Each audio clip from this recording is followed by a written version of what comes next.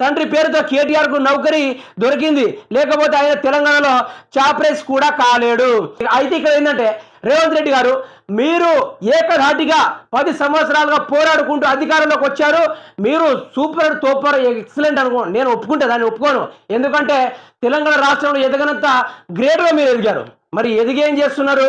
మీ యొక్క క్యారెక్టర్ని పక్కలతోటి పోల్చుకుంటున్నారు.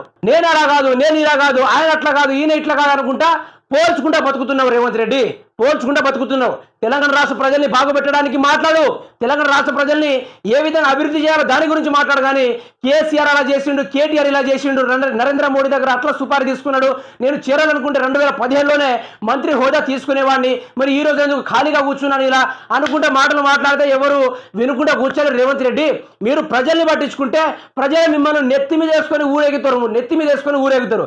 ఈ రోజు ఏడ సర్వే చేసినా కూడా రేవంత్ రెడ్డికి వ్యతిరేకమే.